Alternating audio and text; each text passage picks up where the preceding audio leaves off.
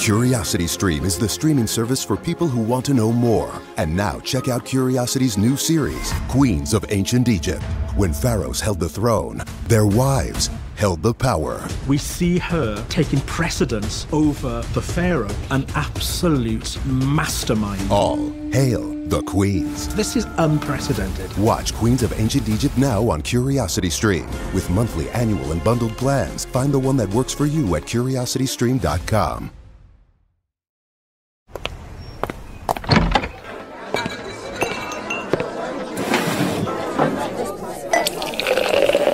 Hey, pull up a chair. It's Hacks on Tap with David Axelrod, Robert Gibbs, and Mike Murphy.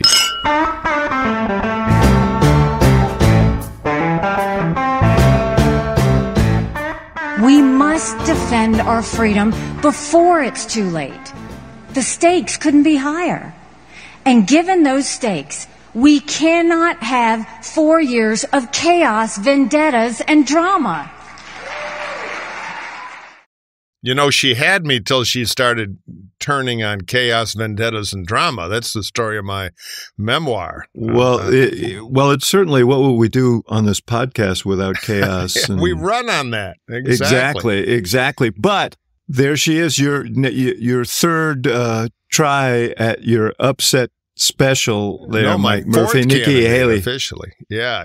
No, and I'm not even a Haley fan. I think your Secret Service code name should be Too Clever by Half, as I wrote in yesterday's Bulwark. But compared to Trump, go, Nikki, go. I'm all in. First of all, let's introduce the inimitable, our fantastic guest, unbelievable guest, Jonathan Martin. The what is your title at Politico? Like Grand Poobah of Politics? Yeah. No. You can use columnist of Politico. And if we're doing plugs, I got to hawk my book here, which is now available in paperback, Murphy. There you go, on Amazon.com. For any of your local bookstores. This will not pass, which is, I think in hindsight, Alex Burns, my co-author, and I have a pretty prophetic title. Seems how we're sitting here. Okay, everybody got it out of the way. Let's get on with all business the plugs, here. Right? Yeah. So the reason I wanted to play that clip is that we got a new Iowa poll yesterday. You know, Mike Murphy's been telling us for a year, nothing matters until after the frost comes. Well, the frost is here. Indeed. It's the beginning of the beginning, Axe. Go ahead. Grind your organ that Trump can't lose. He's inevitable. Go roll the tape on it, Fox. But anyway, go ahead. We have a new Seltzer Iowa poll. Trump is new Iowa poll. Trump holding up a tick. 43% margin. Nikki Haley has pulled even with DeSantis at a whopping 16 points there. So, Murphy, why don't you just spin your dreams here, and then let's have JMart bring you back to earth. Yeah, let me get out the ballpoint pens here. What I have been saying is that this thing in the early stages is going to tighten, and Trump is more vulnerable than old Nostra. Axelrod keeps predicting invincible Trump. And we've kind of agreed on that. I've just said it's going to happen late, like primaries do.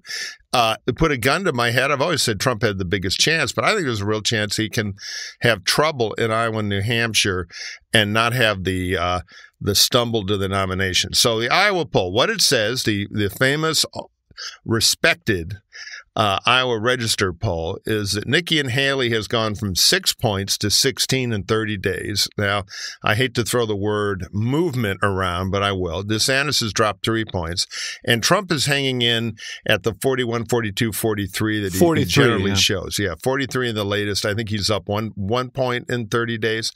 So primaries move late, and there's no doubt that Haley has bubbled to the top of the non-Trump candidates. And what I wrote in the Bulwark, available free online, was if the rationale of their candidacy was choose me, not Trump, I'm the path forward for the party, they should all pull a Mike Pence. There's no reason Tim Scott is in this race. There's no reason Glenn Burgum is in this race. They've had their shot. I didn't expect them to be ahead by now, but the only movement has been Haley up and DeSantis down. So consolidate the field if you mean what you say, because I And the numbers in New Hampshire, I see some private polling up there that's pretty good, are a little closer. So Haley is the one with the long shot to close this thing as the more than 50% of the voters who would prefer somebody to Trump if they can coalesce. If they all run, Trump's the nominee. So that's my theory of the race. I think it is going to tighten. Can Haley run? I think she's set up for a surge, but we need to get some of the road clutter out of there for her. And now is the beginning of the end when I think it's all going to happen. So that's the next move. And I applaud Mike Pence for having the guts to run, unlike some mentioned candidates who didn't run, and looking around, figure out, you know what? I'm not the answer. I'm getting out of the way. Yeah, we'll see where his 2% go. Go ahead, JMart. The biggest takeaway from that poll to me was that the majority, or the plurality, I should say, of DeSantis' second choice options went to Trump. Yes. Look, that's a small subsample, caveat. The poll itself was a pretty damn small sample. It was like less than 500 people, which sort of gets to the larger challenge of polling, which is a whole different pod for a different day. But with all that said, look, let's say that it breaks even, and half of DeSantis' second choice folks would go Trump and half would go Haley. That's still a problem for Haley, right? Because Trump is still picking up votes. And I think that gets to the heart of the challenge when it comes to stopping Trump is, not every single person who's supporting somebody besides Trump is going to go to whoever the Trump alternative is that ultimately does emerge. Look, I think Mike is not wrong for holding out some hope that this thing could change. I covered enough Iowa and New Hampshire races to know that they do move late. I tend to think that the action may come in New Hampshire, not Iowa this time, because I'm skeptical that DeSantis would get out before Iowa. Look, if Nikki does move in Iowa, comes in second, especially a strong second, then I think you would see a scenario where DeSantis does drop out, and maybe Nikki gets her head-to-head chance against Trump in New Hampshire. Listen, we should talk about DeSantis for a second, because it's interesting. He ran an experiment, and the experiment was, as soon as he won re-election in Florida, he said, I'm going to dive to the right and try and out-Trump Trump, and that's how I'm going to win the Iowa caucuses. And you know what's happened? He's actually well-liked in Iowa.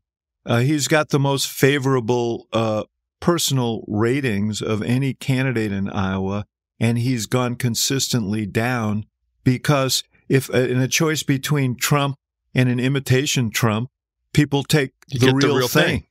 Yeah, and absolutely. Beyond which he's looked cravenly political doing it, and so he looks very much like a politician. And Trump, looks like the authentic Trump. But as JMart said, the result of him diving to the right is he's freed up for Haley these suburban, Des Moines suburban voters. That's where she's made her move. And the small cohort of independent voters who are participating in the Republican caucuses. Not that small, by the way, but you're right. You're right. Haley's boxed in a little. But it does portend that she could do better in New Hampshire. The thing is that Trump, there is an openness to Trump. I mean, yes, he's at 43%, but there's a significant percentage that say they're still willing to consider him. He is the second choice at 12%. Anything can happen, man. Anybody who predicts anything with absolute certainty is nuts in this political environment. But there's this sort of weakening, this sort of disintegration of Trump. It's just not happening, Mike. Well, so this is, I think, the most interesting part of it. Again, election's not tomorrow. Now is the most intense part of the campaign. We got another debate we're going to talk about. We're going to go through December, then January, with everything going on in the world and Trump's increasingly erratic behavior. I still wonder if he'll be a 41% candidate in early January, especially if somebody else gets a media ride as being interesting. I mean, I think he'll still have a huge chunk of the vote, but I don't know. That's the loose end that we don't know the answer to. It's an interesting question you raise, whether all of what's going on in the world strengthens or weakens Trump. Right. And I don't know the answer to that question. Trump, he was asked, I guess, somewhere, or he was relating a story about a conversation he had with some unnamed foreign leader, and this is what he said. I'm not going to protect you any longer. And I remember the head of a country stood up and said, does that mean that if Russia attacks my country, you will not be there? That's right. That's what it means. I will not protect you. Right. Just what we need in an American president. Okay, so there you go. That's a Trump foreign policy. But there is this sense, from my standpoint, worrisome is that it is often when things seem chaotic and difficult and out of control that people kind of seize on the strong man answer. Now, there's nothing strong about being an isolationist, but, that's how Trump projects. So I don't know that all this chaos, certainly in the Republican Party, I don't know that all this chaos in the world is going to hurt him. And it may be the opposite is true in a general election, that people say, you know what, he's too nuts, he's too crazy. Biden may be older, but he's experienced, and I'm going to go with him. We'll see. I mean, this is a year away. It is the big loose end. What do you think, JMart? I don't want to be a total nihilist here. I just don't think that external events matter for Trump's core voters. They're locked into a movement, and the ups and downs of the news cycle or his commentary on same is of no moment to them. Yeah. They're in it for who he is, and their identity is wrapped up in him. And they'll reverse engineer anything and everything he says to rationalize it. And that makes covering this obviously somewhat more stable, if less interesting. But that's the world we're dealing with. And I think part of the reason why there is apparent fluidity in the race is because there's still a pre-Trump party that exists out there that is trying to figure out who they want their candidate to be. The problem is, the post-Trump party already has their candidate, and events don't move them, Mm-hmm. Yeah, we're going to find out. It's the fascinating question. Mike, you talk about, it's the beginning of the beginning and all of that stuff, another debate. I wonder what kind of audience that debate's actually going to have. Yeah, see, I'm contrarian on that, too, because I think the old audience rating for debates thing is a yesteryear deal. Because of the digital world we live in, it's what bubbles through for a week afterward in 1,000 platforms. Yeah. But, my guess is of the three, under the standard measurement, it'll be third. Because without Trump there's not conflict. I think a thing is creeping in here where this is sort of not that relevant anymore. I mean, I do think that there is this presumption that Trump is going to be the nominee. Well, I think it's relevant acts to see who is going to emerge as the Trump alternative. Now, that could be the race for the silver medal. For the silver medal, yeah. Yeah. Which is worth having now if you're one of the seven dwarfs. It's a silver medal debate. And I do think, we talked about this last week. Haley and DeSantis are going. We got to trademark that, guys.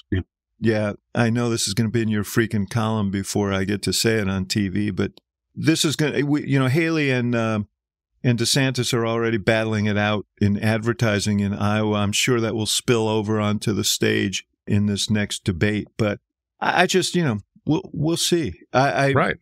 I'm it's getting interesting. And Trump's power, it seems to me, within the Republican Party was evident again last week in this speaker election. World's most predictable transition coming up there. The bells are ringing in Vegas. Can I make a transition without you commenting on it? No, but it's speaking of crazy Republicans, let's pivot to, and I have to admit, what a depressing outcome. And Trump is the biggest hunk of poison that's motivating it. It leaves me almost speechless, if that's possible. I mean, it isn't that Trump necessarily could dictate exactly who he wanted. I mean, he wanted Jim Jordan. He didn't get Jim Jordan. But he could veto anybody. Yeah, he sure killed Emmer fast, because Emmer actually voted to ratify what happened in the election. So now apparently he's the biggest traitor in town. Poor bastard. So the Republicans lost. They lost last year. They lost the House on two issues, right? Abortion and election denial. Those were the things that killed them. And they elevated a guy who is on the far right on abortion and led the move to deny the election, is now the Speaker of the House, and that speaks to the power of Trump. He passed the one test that Trump held higher than others, which is, will they deny the election? So that, I mean, I think that speaks to his power. Well, and also the weird dynamics of the House, of all the personal hatreds and everything. So they found the smiling seditionist at the end when they were exhausted enough. There's another column line for you, JMart. You owe me a buck. Love it. Just take notes, JMart. We're writing the whole thing. You know the thing that bugs me, though, because the House Republicans deserve to get wiped out after this. They can't govern. They're only happy in the minority in the House. You know, I'm not sure the Democrats without Pelosi are going to be any good at governing either. But if you add up all the small and medium-sized factors, and you did a pretty good laundry list of them, Max, well, it looks like the Democrats are going to take the House. The problem is the one big Godzilla of trouble is going to be at the top of the Democratic ticket. And every day that goes by, Biden's political situation gets worse, not better. So I don't know.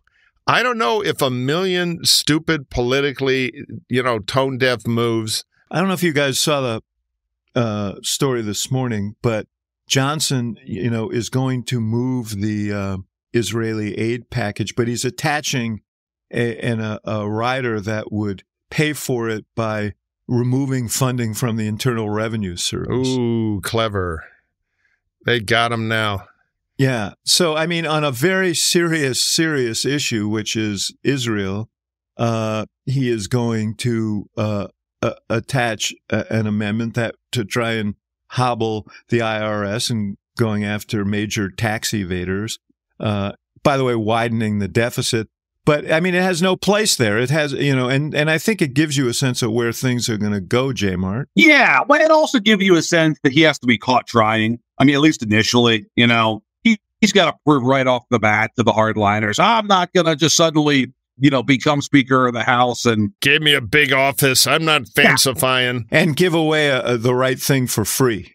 Well, become one of those old guard Republicans, like over there in the Senate. I'm talking about. So he's got to sort of show that he's a tough guy. Let's see at the end of this calendar year where things actually wind up, both in terms of funding the government next year and in terms of Israel and Ukraine. Can I just make one broader point on Johnson, and that is, well, I don't think the Speaker of the House is remotely as important as who the nominees are next year in terms of driving the election. No, but I will say this, that like Johnson, Democrats have not just somebody who you can connect to the kind of Trump election MAGA denialism, but they also have somebody who reflects all of the pre-Trump hits, Mike, that Democrats used to make on Republicans, which is he wants to get rid of entitlements. He's an extremist on gay rights and abortion rights. So in some ways, he kind of reflects the Democratic songbook of attacks in both the pre and post-Trump era, right? No, it's like the Dems invented him in a laboratory. He takes every politically difficult, painful, and often stupid idea from every faction in the House and combines them into one kind of Eddie Haskell speakership. So, he's trouble politically. It's just I think Biden, sadly, could be the trump card. This is the problem for Republican members of the House in swing districts. They all voted for him. Right. Their names are on his election as Speaker.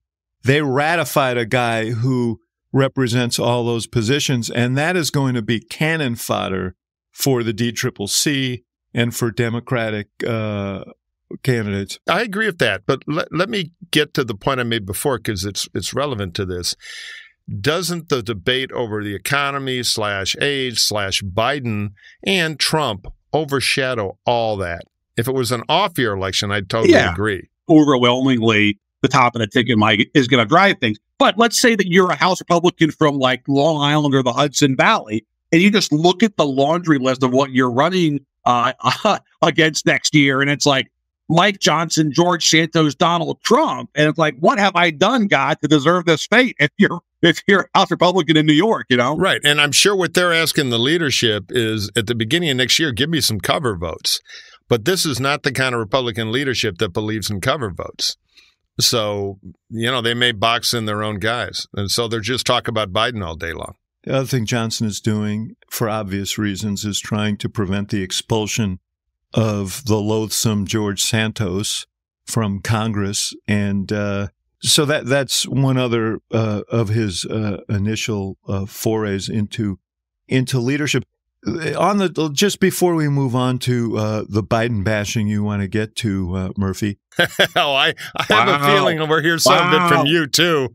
I can feel your enthusiasm for Biden. But go ahead. No. I mean, we'll get to that. But I want to one other attestation to Trump's power is what you mentioned before. It's this. I just couldn't sit this one out.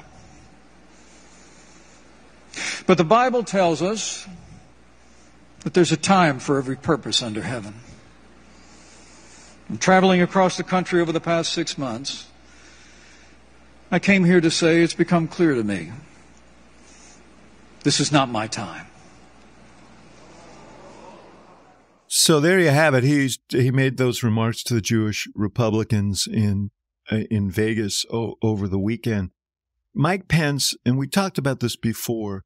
Mike Pence was Donald Trump's beard toward the evangelical community. He was the guy who was going to make Trump kosher, if you will, for the evangelical community. And now Trump is the choice of the evangelicals, and Pence is gone. Why? Because he is considered a traitor for having stood up and done his constitutional duty in certifying the election or presiding over the certification of the election. I mean, Trump snuffed him out and, of course, claimed credit for it in the aftermath. Well, Pence had the French vanilla problem of he had one day where he did the right thing. So if you're Trump skeptical, he's too Trump. If you're Trump, he's too disloyal. So he was the person without a constituency. And he never raised any money. There are they're all problems. Related problems. But JMart, the evangelical thing really I found most stunning about that. No, I think that is the most striking because he certainly comes from that world. And obviously they have a really strong foothold in Iowa, as they've proven with Presidents Mike Huckabee, Rick Van Horn, and Ted Cruz. And that was the path, was going to camp out in Iowa. And he didn't even make Halloween in Iowa because the evangelicals out there are either, like I said earlier, part of the Trump movement and nothing's going to shake that, or they're, part of the Mike Murphy pre-Trump party and they're looking for a horse still, and they convinced themselves that it just wasn't Pence. I mean, if we're being totally honest here, I'm not sure how much of this is tied to Pence's relationship. You're a wrench in our big gears here. Go ahead, though. I'm not sure. Let's say that Pence had no Trump connection, that he was the former governor of Indiana. He had never been VP, and he's running in 2024 as the former two-term governor of Indiana. I'm still not sure he has what it takes. That's right. Yeah, I agree. Yeah, he's kind of anachronistic in the modern party. DeSantis makes a run into space. Theoretically, Scott tried to. I kind of agree with that. He forgot my favorite piece of scripture, which is before running, check thine unfavorable rating. Because he wasn't fresh. He wasn't new. He wasn't changed. He wasn't really anything. Is that the Old Testament? That Murphy has a special version of it. I got keeps my by own his Bible bedside. here. It's the King Mike version now. It's also watch thine last 6 weeks of a primary race, but we already covered that. There we go. Okay, gentlemen, we will be back in a minute, but we have to pay a few bills. So, excited for Black Friday? You mean Black Friday? Nope. At BJ's Wholesale Club, it's Black Friday. They've got early deals on toys like Hot Wheels, Nerf, and Barbie. Yay, the kids love those. Plus, you save $20 instantly when you spend $100 on toys. Yay! And there's more, like up to $50 off artificial trees. Yay! Oh, I get it. Get your holiday shopping done now with early Black Friday deals at BJ's. Valid through 11/16. Terms apply. Not a member? Join today. Visit bjs.com/Black Friday. BJ's. Absurdly simple savings. At ShopRite, we have taken our already low prices and we've locked them in so you can save on your faves. Assorted varieties of Ronzoni pasta are 4 for $5. Check out locked-in prices at ShopRite.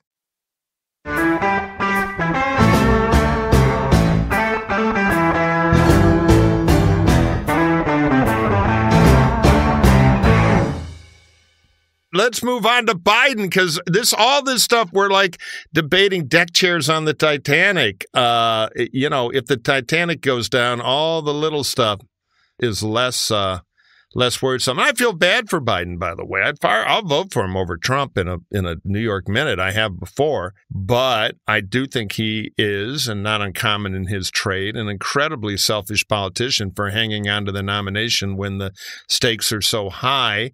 Yet his political situation, tragic and ironically sad as it might be, is so weak. Yeah. Well, I'm not going to make a rebuttal of that. I think, and probably more than you do, I think Biden has done some things that will be historically important in a positive way. He has a lot of things that he can point to with pride, and had he decided that to hang it up and move on, I think that he would have been carried out on a rickshaw. I think his approval rating would have gone up significantly. He didn't do that. And I think the reality now is that he's going to be the candidate of the Democratic Party, which is why so many Democrats are reticent about continuing to yammer, at least on the record, about this issue. But one guy who isn't is Dean Phillips, a congressman from New Hampshire. JMart's visited with him, we've been writing about him this week. JMart, you saw the Phillips juggernaut launch. I did. In Concord on Friday. Did anybody show up who wasn't there for a living? He had some outside supporters and a few curious onlookers and a lot of press. Right. Look, I think the story is less about Phillips and more about Biden and New Hampshire. I think Dean Phillips, who's an earnest, serious member of Congress, is mostly a vehicle here in this set piece, right? For New Hampshire to punish Biden, because RFK can't. The story is that somebody was going to take this chance, and it happens to be Phillips. And the chance is that Biden thought he could marginalize Iowa and New Hampshire and avoid a nuisance primary in 2024 by getting rid of them. Iowa said, "Thank you, sir, may I have another?" Took its punishment and faded to oblivion. New Hampshire said, "Hell no, we're not going anywhere. We're going to have our first primary as ever." And so that was always going to be the case. And so Biden then said, "Okay, well, I'm not going to file then. My name won't be on the ballot. You can't fire me. I quit." And so now we have Dean Phillips, who is going to be on the ballot. But of course, New Hampshire Democrats, and by the way, it's heavily Democratic state, both Democratic senators, 2 Democratic congressmen, they now have to get Biden a win there as a write-in candidate, or Biden faces the embarrassment of, losing to Dean Phillips in the New Hampshire primary. Yeah, I agree with all this, but let's run the scenario a little bit, because I think when Biden zapped and by the way, I think Biden killing off the Iowa caucus is going to have an effect on the Republican caucus that people are missing, because you got 160,000 people with nothing to do. But in New Hampshire, by killing it, he made it more important. But how important is it? So let's say Phillips beats Biden. There'd be a lot of screaming narrative about Biden's too old, voters agree, LBJ. Yeah. But then with the $12 that Schmidt will leave left in the campaign account after Steve Schmidt, you're talking about. Yeah, Steve Schmidt, the Lincoln Project / Howard Schultz international grifter, who's now hustled poor Dean Phillips into this race. Assuming there's $20 left in the account, he goes to South Carolina. Or, what happens next? And by the way, there are no delegates from New Hampshire. Here's the way it goes. He can't be in Nevada, which is an intervening event, because he missed the deadline. He goes to South Carolina. He gets crushed in South Carolina. And then Michigan is the final confrontation there, and he hopes to win in Michigan. And he'll get something there, but not enough to make history. One thing I found curious is this ad this introductory ad the that walking he's through Vermont in spot, New Hampshire. Yeah, here's a now. Let's paint a little radio picture for our listeners here. You see Dean Phillips kind of skipping along down a non-New Hampshire, which is a more suburban town-based vibe, but he's kind of in a pretty rural area with green fields and fences on each side of him, and he's kind of walking towards you from a wide shot, talking to you and getting a little, the camera's kind of moving back on him for a while, like, who's this weirdo? But he makes his pitch. Long monologue. And here's the pitch. It is a little Pee Wee Herman-ish, but anyway, Go ahead. I'm Dean Phillips, and I'm running for President of the United States of America. And I'm coming to New Hampshire to answer your questions. I love New Hampshire. I spent my summers as a kid in the White Mountains going to camp. Got to canoe the Saco River, learn how to fish, learn how to shoot a gun. Got to climb the presidential range, including Mount Washington. And it's also where I learned to love my country. And that's why I'm back as a candidate for president in the place where we begin, where presidential candidates stand before you, the voters, walk through the snow, listen to your dreams, hear your concerns, and most of all, discuss how we're going to work together to move to the future. So there you have it. That's not all of it. So he learned to love America at summer camp in New Hampshire. Not even New Hampshire. He was in Maine. He was like Palin. He could see New Hampshire from his camp in Maine on the mountain. And it looks like you're praying because he seems like a nice enough guy, if a little gullible. I've got some Brooklyn Bridge stuff to sell him later. But it looks like if a big wind came along, it might knock him over. There's no strength to it, no romance. And there's no argument of why me, not Biden. Right. Well, there is one, but he won't say it directly, which is Biden's too old and he can't serve 4 more years. The problem is that Phillips is torn about how aggressively to prosecute that message because he does like Biden. He does fear Trump winning. And voted with him 100% of the time. So the guy is sort of openly torn about how aggressively to go after Biden. Meanwhile, Steve Schmidt is out there taking a hammer and tongs to Biden, which obviously is a little bit of a discordant message. Look, I think you're right that this is basically a New Hampshire-centric campaign. It's hard to see how it gets beyond there. I just think that Biden created this mess on his own. He didn't have to drop a nuclear bomb on New Hampshire. He should have known New Hampshire was never going to go quietly. And of course, they're going to keep their first in the nation primary. So I think it's mostly a nuisance right now. But it's one of the president's making. What do bored New Hampshire people do who like to participate in Democratic primaries? Many of them are independents. What do they do on primary day if they're like, oh, God, I don't want to stab Joe in the back. I have no enthusiasm. This Dean guy's a clown. RFK Jr. is crazy. They do what they did in 2000. I was there. They go vote in the Republican primary. No, they're not going to do that. They're going to vote. I think there's going to be a very organized effort that the Biden campaign and the DNC will keep overt hands off of to write-in, and they'll get write-ins. I think this actually, more than hurting Biden, this thing may end up hurting Nikki Haley in her race because she's counting on Democrats crossing over really independents into that race. Yes, independent Democrats. By definition, aren't crazy-based Democrats who wake up worried about Biden. Right. Independent leading Democrats. I think they will stay in the Democratic primary. Now there's a reason to, and they will, some percentage of them will write Biden in. But the thing I wanted to ask you guys is, what if the opposite thing happens and Biden ends up winning by a substantial margin with a write-in that he doesn't have anything to do with? Well, but that would be great, but of course he'll have something to do with it. That's the risk of these too clever by half things. All right, we're going to have a secret presidential campaign that nobody's going to know about. Well, if it's big enough to have an impact, people are going to know about it. So it won't fix his big problems, but it'll be a great tactical day for Biden. And it could happen. It could happen somewhat organically because who knows if the Phillips mega candidacy can withstand the scrutiny. Yeah. Because it's a priori nuts. Okay, let's take a break right here for a word from our sponsor, and we'll be right back. So, excited for Black Friday? You mean Black Friday? Nope. At BJ's Wholesale Club, it's Black Friday. They've got early deals on toys like Hot Wheels, Nerf, and Barbie. Yay, the kids love those. Plus, you save $20 instantly when you spend $100 on toys. Yay! And there's more, like up to $50 off artificial trees. Yay! Oh, I get it. Get your holiday shopping done now with early Black Friday deals at BJ's. Valid through 11/16. Terms apply. Not a member? Join today. Visit bjs.com/BlackFriday. BJ's. Absurdly simple savings. CuriosityStream is the streaming service for people who want to know more. And now check out Curiosity's new series, Queens of Ancient Egypt.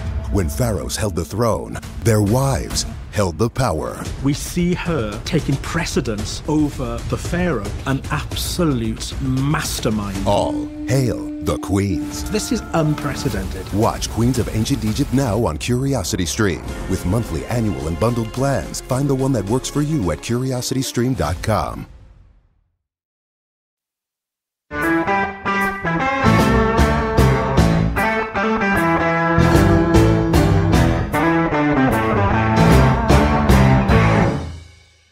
let's return to the issue of the moment, and maybe for some time, which is the war that has erupted in the Middle East, could expand, major issue for the world and for the administration.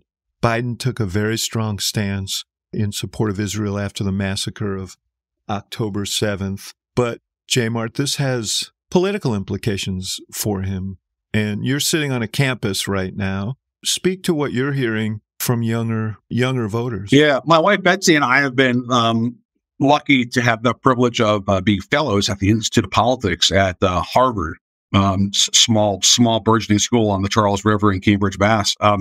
This fall, and the attack on Israel and the subsequent conflict between Israel and the Palestinians has struck a nerve here with undergrads, especially.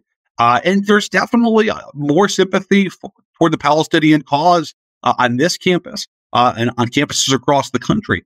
And, that is not where the leadership class of the Democratic Party is. And I don't just mean Biden. I mean, look at the governors, the senior senators, the senior House leaders.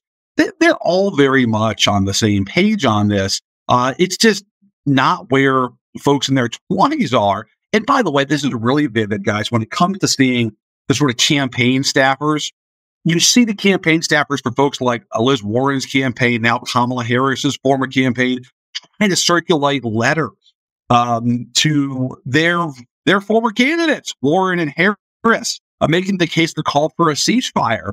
20-somethings, 30-somethings.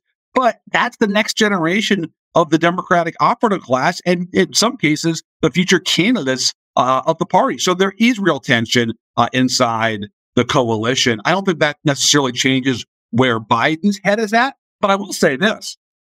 It does make you wonder if the attacks of October 7th had happened on April 7th or March 7th. I really wonder if Biden would have more of a robust primary from the left.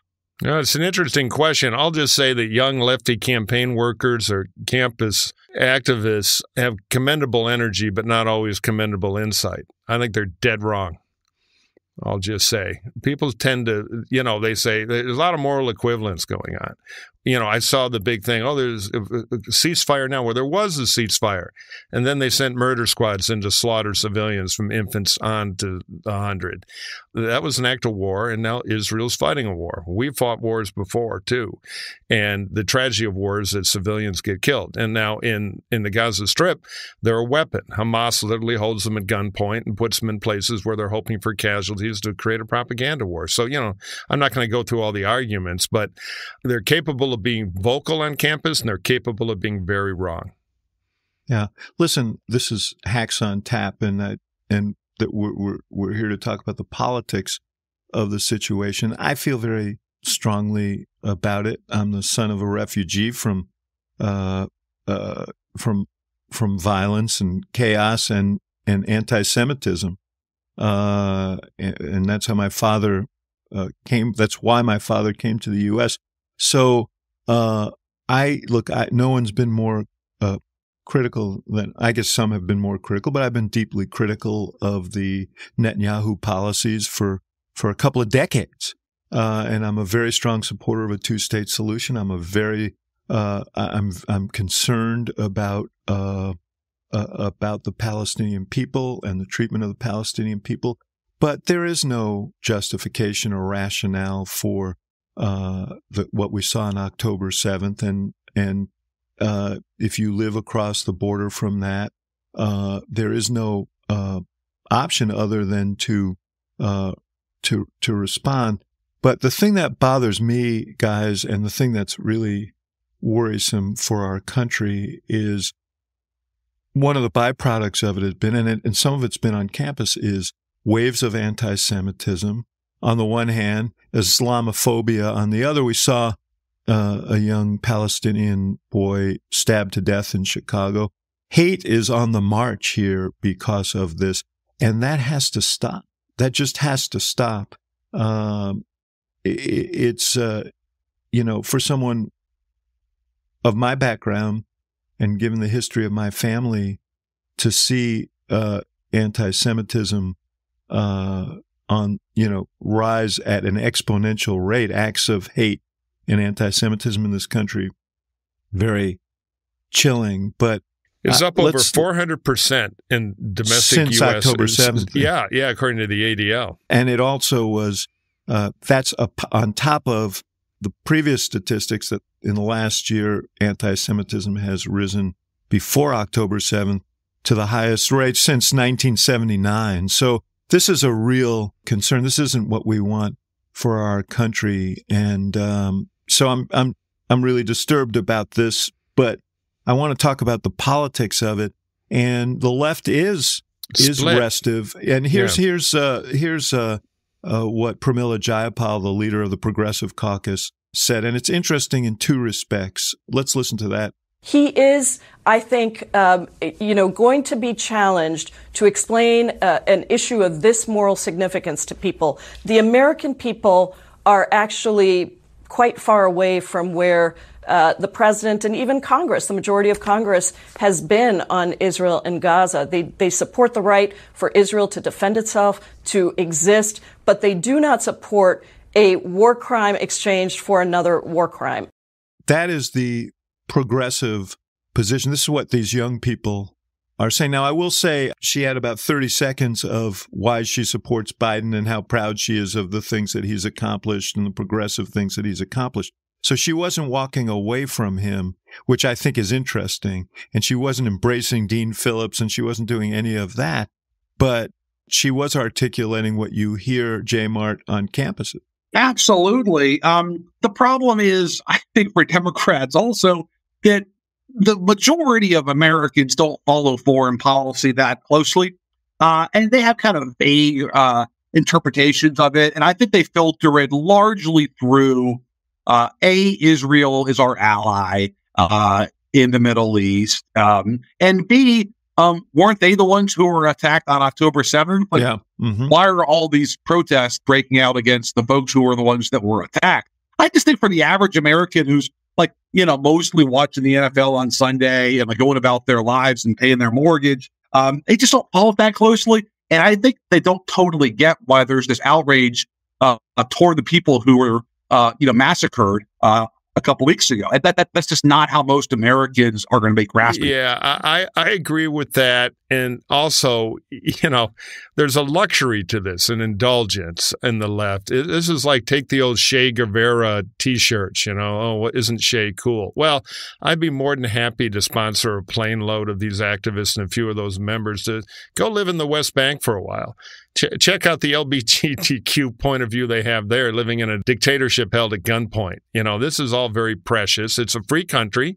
She gets to have that opinion. There are more Democrats who have it, some more privately, some more publicly. And the answer is have the debate and then have primaries. I'll give a plug to Democrat Majority for Israel, our friends Mark Mellman and Brian Goldsmith, because let's take it to the Democratic voters and find out where they are on standing with our Democratic ally or not. We have a democracy to settle these things. But I just find it's frustratingly precious, and the fact that the tragedy of the response is apparently now more morally important than the tragedy of the original crime. It was pretty predictable because you knew, and Hamas knew, that Israel was going to respond forcefully, and that there would be images of collateral damage too. They were organized to support that. And you would freeze the Saudi-Israel normalization process, of course.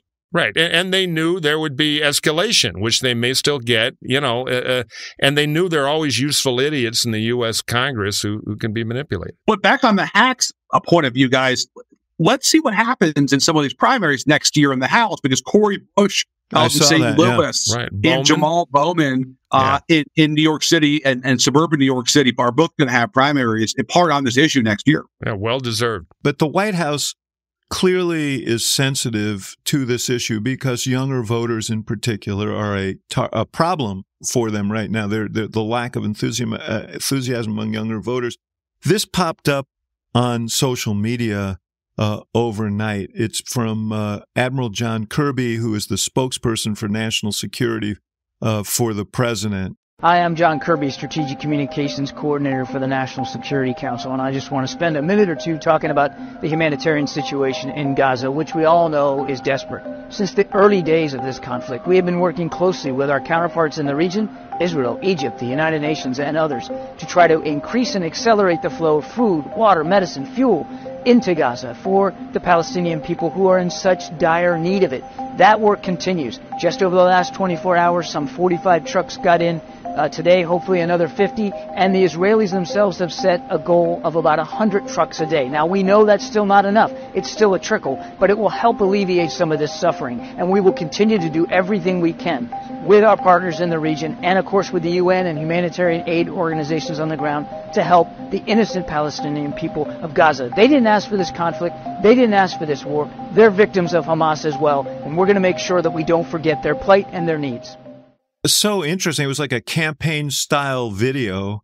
Little jingle. Yeah, the music track. To signify the White House was not forgetting the Palestinians in Gaza. And this says to me they're concerned about a backlash among that group of voters. I don't doubt what you guys are saying. I think most Americans were horrified by what they saw on October 7th. It was an act of war, as Mike said, and it warranted a major response. It's Israelis view it as an existential crisis. But these images are now coming from Gaza, and the White House is recognizing they have a political problem. And this video reflects that awareness. Oh, yeah. Look, they're going on offense to try, and it's a very tough thing to do. Now, the truth of it is Hamas fights an uncivilized war with human shields, terrorism, and if they don't fight soldiers, they try to kill anybody who's Jewish. The Israelis are trying to fight a civilized war in an uncivilized place. But, if you're into like Western civilization, I'm with the Jews. But it's hard in the modern era to do that, which is why, they put their arms factories and hostages under hospitals and schools. So the Israelis are in an untenable position here.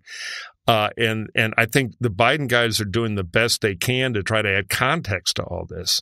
But in the end, Biden's doing the right thing. So, I'm not going to criticize him. You can bring it back to the primary here just for a second. Well, I think Trump, as I pointed out earlier, has his own base that's kind of unshakable. It doesn't move with events. But I do think, and you can call it the silver medal primary, but I think the last month, and you guys know the ebbs and flows of a primary calendar, October the year before is really when folks in Iowa and New Hampshire are engaged. That's an important month in primaries. There's usually a debate. Things can start to move. And I think it's really hurt the non-Trumps that you've had these twin news events, one in Washington, the speaker fight, one abroad with the Middle East war, that have totally eaten into the news hole for almost the whole month, Yeah. Yeah, I think that's true with the caveat of Nikki's the one who's best prepared to do the world affairs and pronounce the tricky names right and everything. So there's a little edge for her, and I think you'll see her try to play that in Miami. Yeah. But you're fundamentally right. You've got big stuff going on. What you'd rather have is old, crazy, frail Trump starts to face more of a challenge. When you say that she'll play it in Miami, you're referring to the debate on the 8th. Which is creeping Miami, up on us. Which is going to be on NBC. By the way, not NBC, Jonathan and his wife Betsy, who's co-leading his seminar at Harvard, pointed out last night that part of the deal was it would be on NBC, but not MSNBC, which is interesting. So your network, man, is blacked out, Murphy. Well, that's because of our tough journalism, as opposed to certain other town hall enabling networks I won't mention. No, one other prediction. If Tim Scott doesn't make the debate, which is possible, I think he'll be out. He's talking about on to Iowa, get crushed there. Larry Ellison never wrote the big check. That's why their super PAC canceled all their TV. He's got some hard dollars, but I think the end is maybe nearer there than the campaign PR line. They did the last stand thing. We're redeploying all our staff to Iowa, which is always the beginning of the death rattle. Yeah. If he doesn't get into the debate, I think there's a chance that he ought to fold the tent right now before being roadkill. Fold it now and it means something. Do the right thing, Tim. You're never going to be VP. But keep an eye on that because that could be a key part of the impact of the debate. Another one's out. Okay, let's take a break right here for a word from our sponsor, and we'll be right back. So, excited for Black Friday? You mean Black Friday Day? Nope. At BJ's Wholesale Club, it's Black Friday. They've got early deals on toys like Hot Wheels, Nerf, and Barbie. Yay, the kids love those. Plus, you save $20 instantly when you spend $100 on toys. Yay! And there's more, like up to $50 off artificial trees. Yay! Oh, I get it. Get your holiday shopping done now with early Black Friday deals at BJ's. Valid through 11/16. Terms apply. Not a member? Join today. Visit bjs.com/blackfriday. BJ's. Absurdly simple savings. Are you aspiring to attend your dream college but struggling in your AP classes? No need to worry, because the Princeton Review has exciting news for you. With over 40 years of experience and having served millions of AP students in the past 5 years, the Princeton Review can confidently assure you a perfect 5 score on your AP exam with their AP 5 tutoring. And here's the best part. It's a guaranteed result or your money back. The Princeton Review is offering an exclusive $500 discount. Simply use the promo code SCORE5 at PrincetonReview.com for a perfect AP.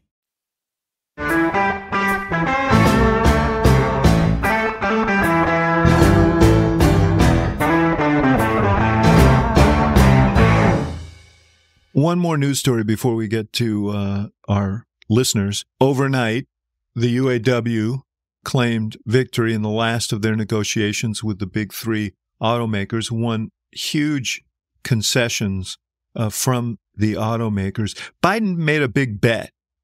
He went and he marched with the UAW, appeared with them at the beginning of the strike, took a risk because it wasn't clear that they had an end game. They did have an end game, and it was a historic agreement for them. You know, we talked earlier about the primary in Michigan.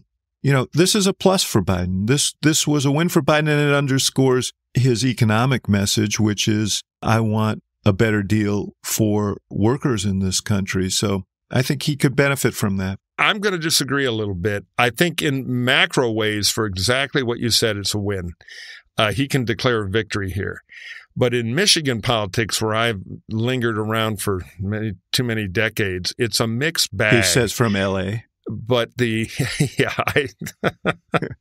okay, the weather's better out there. All right. No, what am I, an idiot? But I'm back there a lot, grew up there, did a bunch of successful statewide there.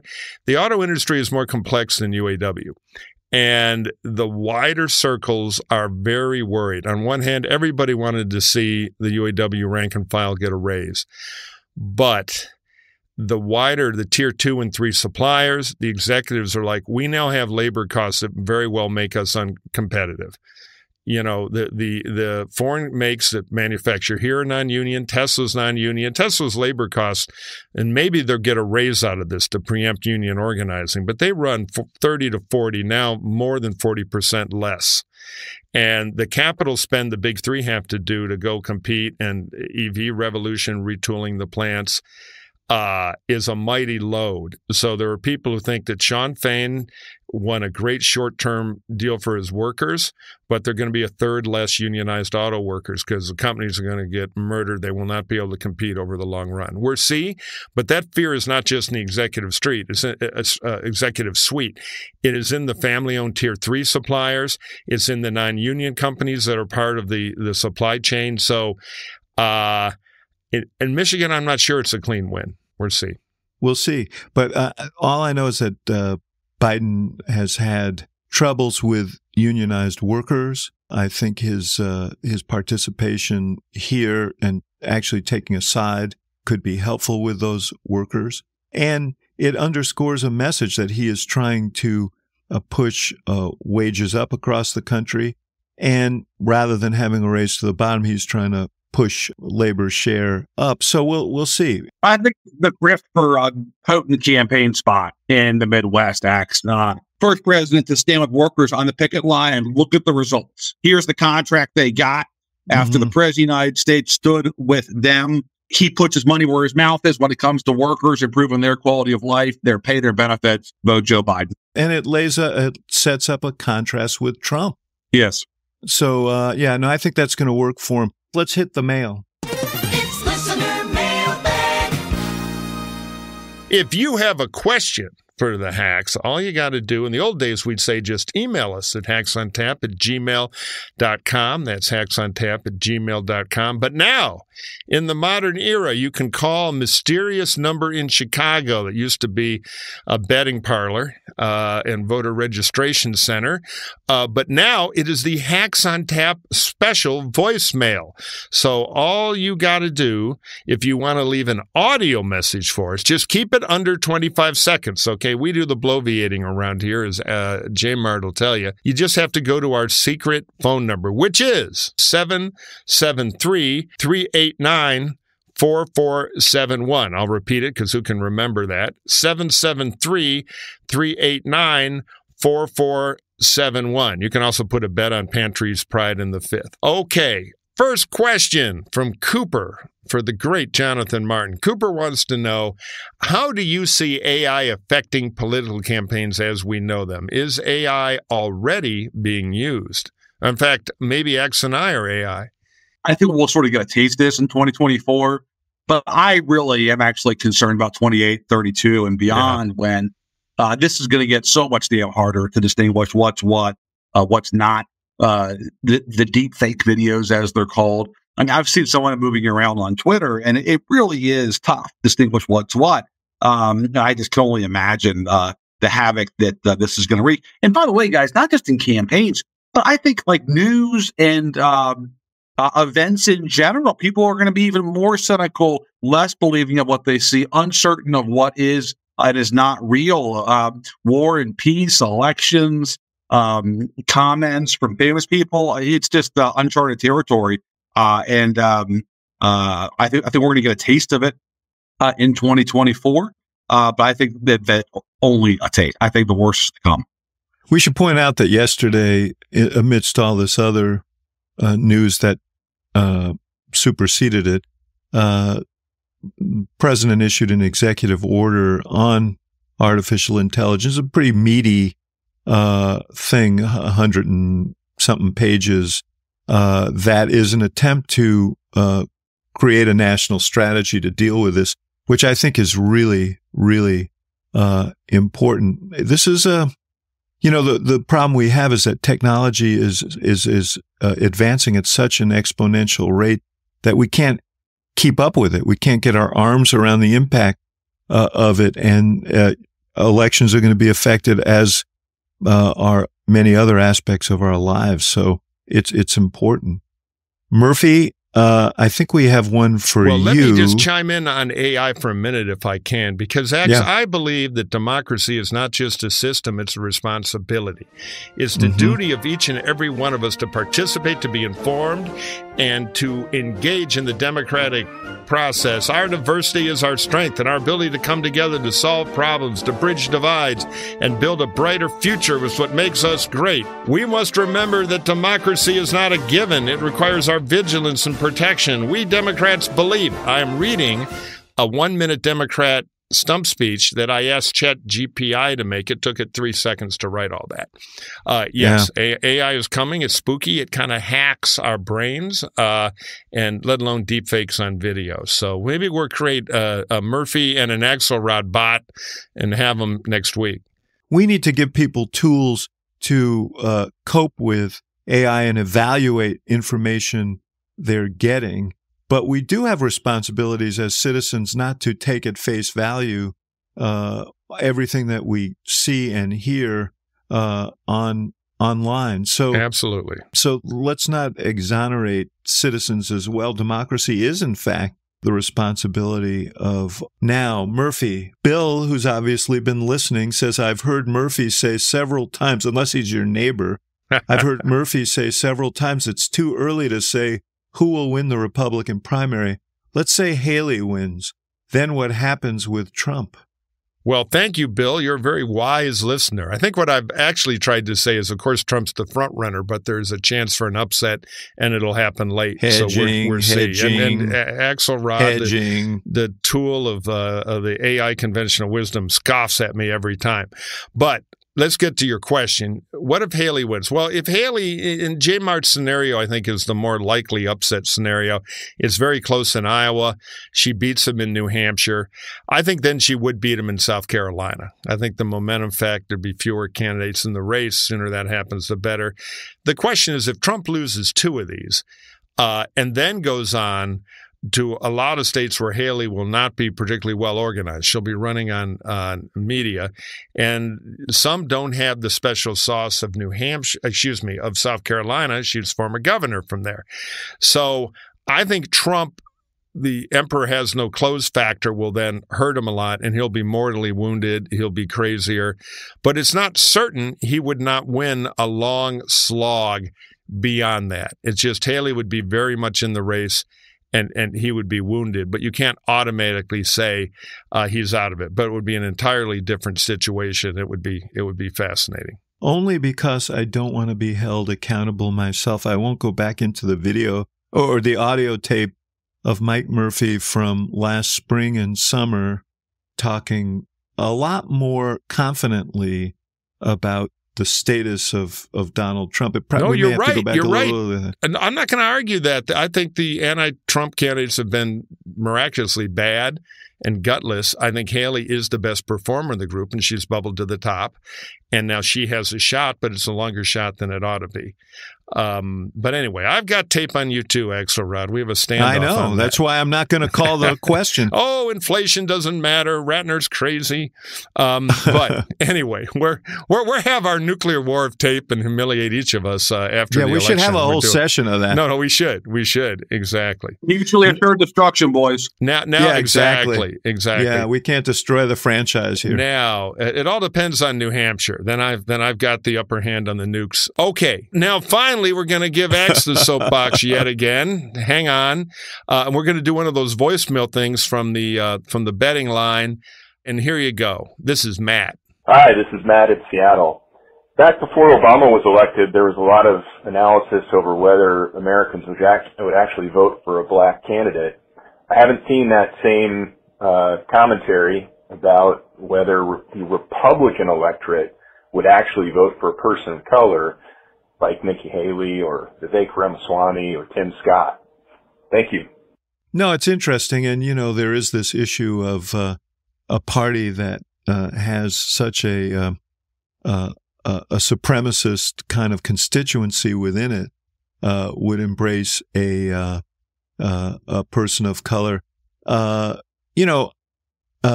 Murphy, you're probably more qualified to address this within the party than I. The interesting thing about Obama's election was it was unthinkable before it happened. And once it happened, all of a sudden, nothing seems unthinkable anymore. I think if Haley, I don't see, certainly in Haley's case, I mean, Ramaswamy and Scott are going to go out early for other reasons. But do you see Haley's Indian American background as a insuperable barrier to her? I mean, Trump may be an insuperable barrier, but do you think that part of that would be that she's a woman and that she is Indian American? No, I think she would beat poor old Biden like a government mule. And I don't That's think not the question. The question is about you can argue that about your coffee pot. No, I don't think it would be a material factor. And by the way, Bobby Jindal, a male, not a female, but an Indian American, was elected governor of Rock Red, Louisiana, where he'd also served. Well, she got elected governor of South Carolina. She got elected governor. So I was winding up to that, my crescendo here. So no. Well, throw the pitch, man. You would find there'd be some cranky stuff on the internet. The media would hyperventilate over it, but fundamentally, I don't think it would be a material factor. And hooray, USA for that. Don't think it would matter that much in a polarized country where the tribalism of Team Red and Team Blue is sort of curious today. All right. There we go. Succinct, to the point. We've not quite solved the issue of whether it would be within the tribe an issue, but we will leave that for another day. We can take inspiration from the great Bob Dole, who once, when he was running for president, was asked about term limits. And Senator Dole wisely said, I've appointed Strom Thurmond to do a commission and study that. He's going to get back to me in a few terms. So we'll get to that problem if she is nominated. We have our book club, hacksontap.com/book club. JMart, what are you reading? Well, I got a sneak peek at a book that's coming out next year, but the folks can pre-order on Amazon now. It's called The Wolves of K Street, and it's by a brother duo, Luke Mullins and Brody Mullins, who are both Washington-based journalists. And guys, they have written what I think is the authoritative history of lobbying in Washington and how a corporate lobbyist took over the nation's capital. And they tell the story through a handful of really compelling characters. And if you like modern political history, this is a book for you. Characters like Tommy Boggs, who was the great Democratic super lobbyist, and obviously the son of Hale Boggs and Lindy Boggs, both former congressmen from Louisiana. It's coming out in May. It's The Wolves of K Street. I got a sneak peek, and it's fantastic stuff. Oh, sounds pretty good. I've been reading the Stones War History, which I plug, but check out A Voyage for Madmen from Peter Nichols. 9 guys in 1968 try to sail around the world, and only one makes it.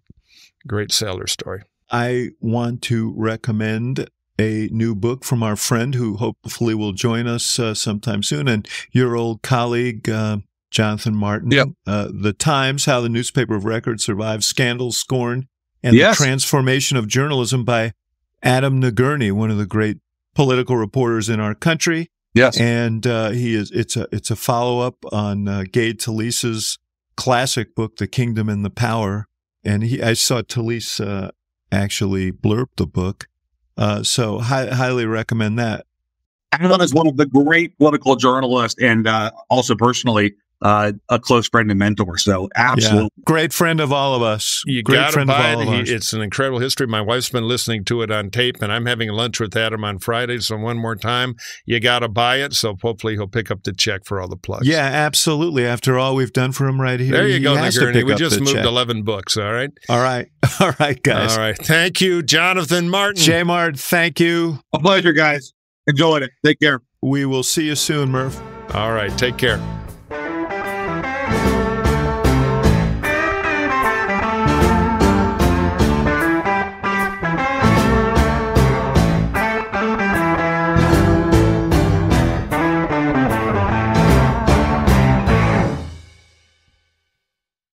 So, excited for Black Friday? You mean Black Friday? Nope. At BJ's Wholesale Club, it's Black Friday. They've got early deals on toys like Hot Wheels, Nerf, and Barbie. Yay, the kids love those. Plus, you save $20 instantly when you spend $100 on toys. Yay! And there's more, like up to $50 off artificial trees. Yay! Oh, I get it. Get your holiday shopping done now with early Black Friday deals at BJ's. Valid through 11/16. Terms apply. Not a member? Join today. Visit bjs.com/Black Friday. BJ's. Absurdly simple savings. O'Reilly. ¿Necesitas autopartes o accesorios? Compra en O'ReillyAuto.com y elige la opción de recoger tu orden en la tienda O'Reilly Auto Parts de tu preferencia, o elige la opción de envío a domicilio gratis para la mayoría de órdenes de $35 o más. Encuentra lo que necesitas para tu proyecto en O'ReillyAuto.com. O'Reilly Auto Parts.